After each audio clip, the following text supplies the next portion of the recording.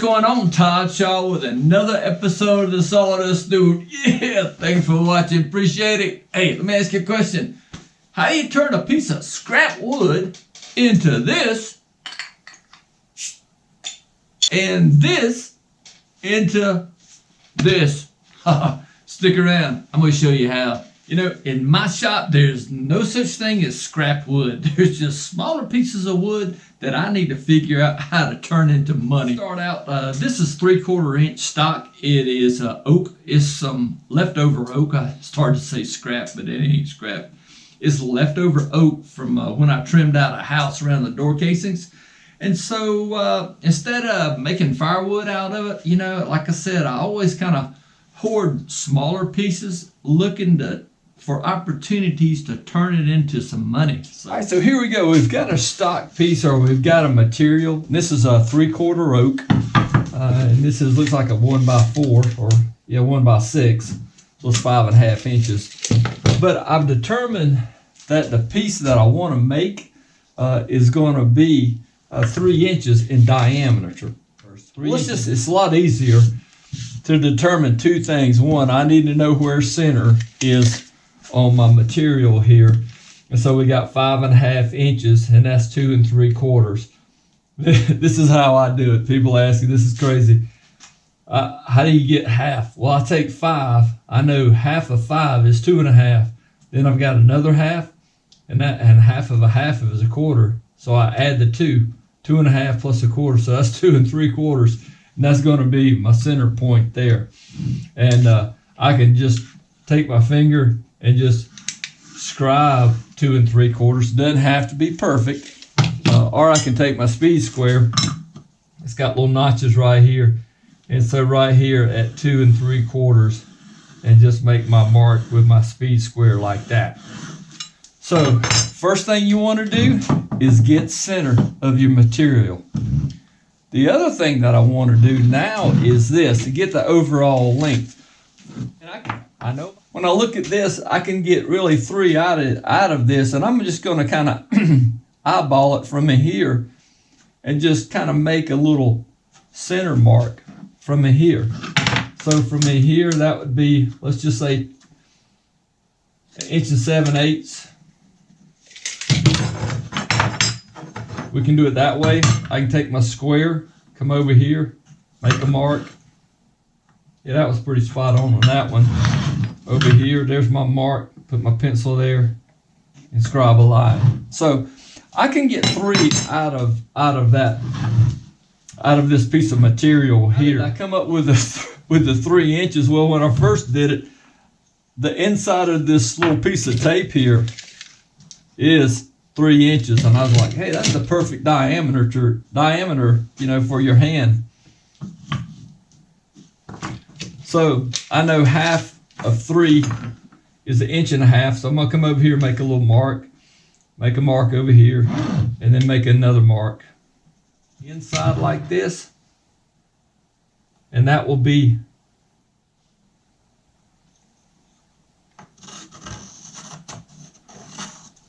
centered up now. That diameter is now, certainly if you had a compass, you could just put your compass, set it to 1.5 inches, and so then you could get your diameter that way.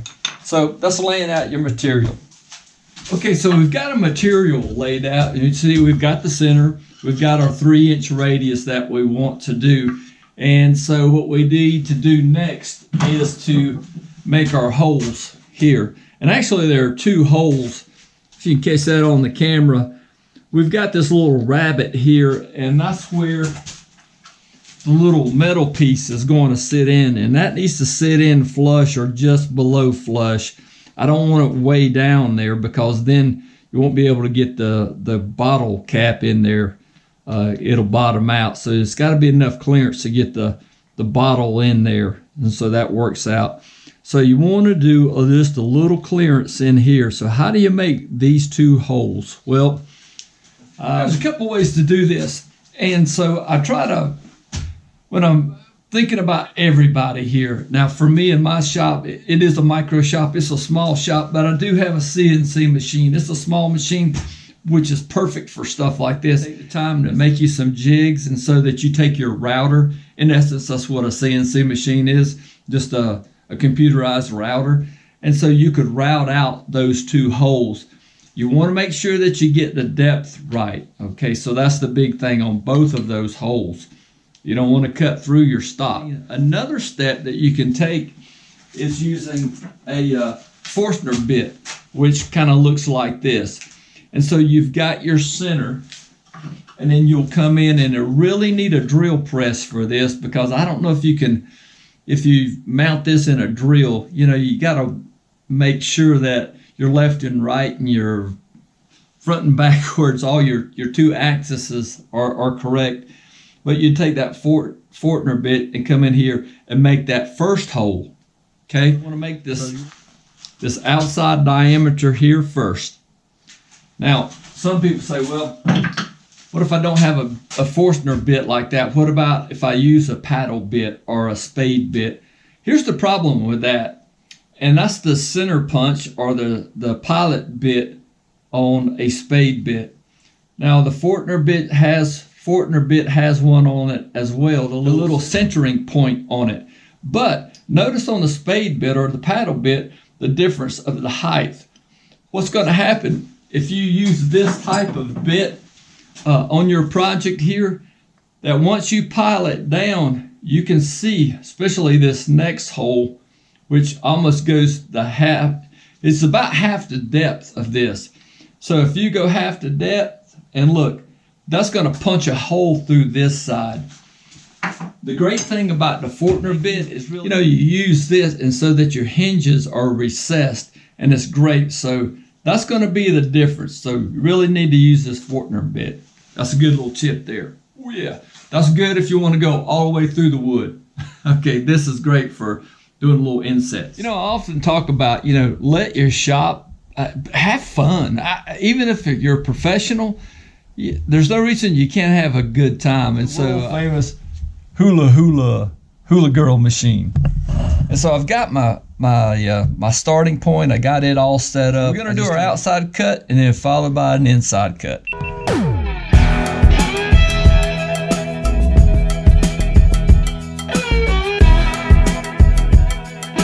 Through the CNC machine, got my two holes in there. I'm real happy with 1 and 2, but number 3, for some reason, the stock started moving around.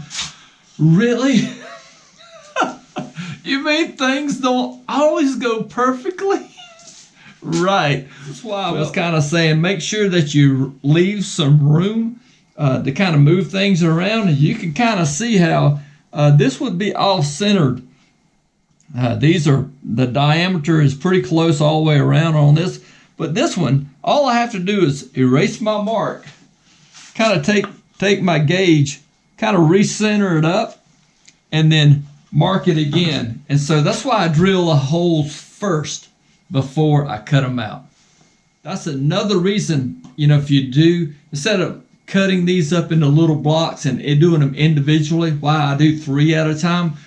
Well, it's easier to hold this when I've got my jigsaw and I'm moving around. And so I cut this one out and that plug falls out. And then I can switch it around and see I've got more surface to work with, more room for my saw to move around instead of this little bitty block. You're sitting there trying to do these little pieces. So if you can do multiple pieces, at one time, it makes it so much easier to work with.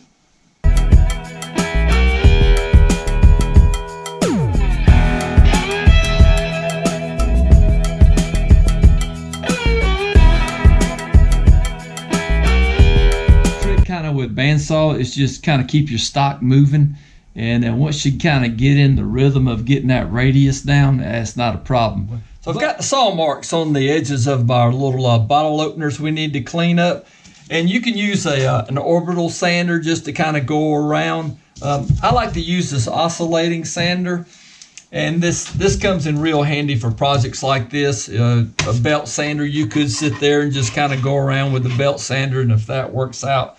But I want to show you a real trick with sanders, and you see how this one is got all kind of gummed up with sawdust. This is a Wood River product from Woodcraft, but it's a belt cleaner, and this works out so well. And let me show you how this happens, because if you do a lot of sanding, especially with belt sanders or drum sanders, you're going to get this kind of gums up, especially depending on type of species of wood. Some really just kind of burn up the belts, but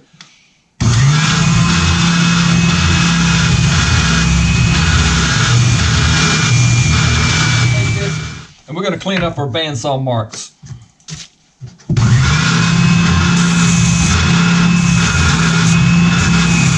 It's working out real well. You can kind of see from in here, everything's just the sander's done a good job. Got a few little waves in there, but we've got a few more steps where we can start cleaning this up. But you can see our project here, or kind of like our finished piece, has got some radius to it. And you kind of take the orbital sander and kind of move that around, but I'm going to take it over to the router table and we'll just put that nice round over bit in there and clean that up even more. Now that we're over at the router table, I'm going to take just a simple round over bit that looks like this.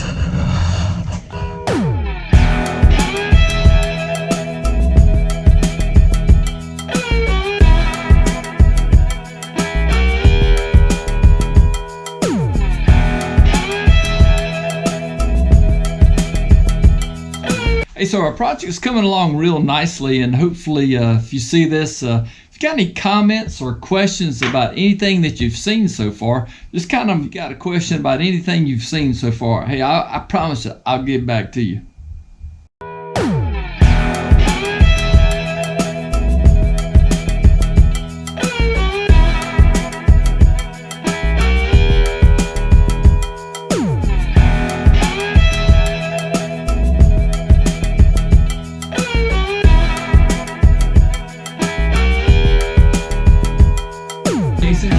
And so instead of making firewood out of it, you know, like I said, I always kind of hoard smaller pieces, looking for opportunities to turn it into some money. The little insert, you can get these on Amazon. There's a link in the description below where you can see them. I don't get a kickback. I don't make anything if you buy them. And so you can kind of buy in bulk. And so let's just say this costs about 50 cents. When we're talking about I've built something and I've priced it out. What do I sell it for?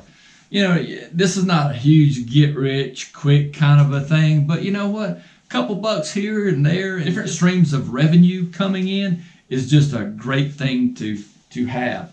And so this is what I really look for. I've got a retail booth.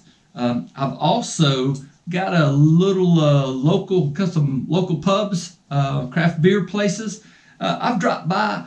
I have taken their logo, laser engraved it on there, and requesting that I make some to sell in their shop. So, you know, and that'll lead to other projects once you kind of get your foot in the door. So, gave one away as a gift, and guess what? Boom, kickback time. So, time to make a little money off of that little project. Now, let's talk about price point. So I said these little bottle openers are about 50 cents on Amazon. The more you buy, the cheaper they are. Now let's talk about this. This is scrap wood. So we have a tendency to think, okay, that's free. Well, it's not free, because think about it this way, and this goes back to a good friend of mine taught me this years ago. Good way to go, Philip. All right. What Philip said was this: Todd, you got to price it out. I know that wood didn't cost you anything now, but what if you start selling a bunch later and you have to buy that wood? Go ahead and price it out as if you had to buy the wood. And that's a good point. You know, right now, the only thing that I have in this is 50 cents and maybe just a couple, let's just say 1 cent worth of finish on it. Other than that, it's all free stuff. But if I had to make a gazillion of them, you know, this thing would cost me about $2.50 to make. $2.50, that's it. So that's my base. That's what it costs. So that, and I need to work up from there. So if I want to wholesale them for say $7.50, okay, in my booth downtown at the little sawdust dude shack that I have. You know, I sell these for about $9.50, and I've seen them go up. I sell them on Etsy for a lot higher than that. So you can kind of see my base thing, my working point, my starting point is $2.50. Awesome. I appreciate you watching. Remember, it's about learning better skills for better results. Appreciate you watching. I'll see you real soon.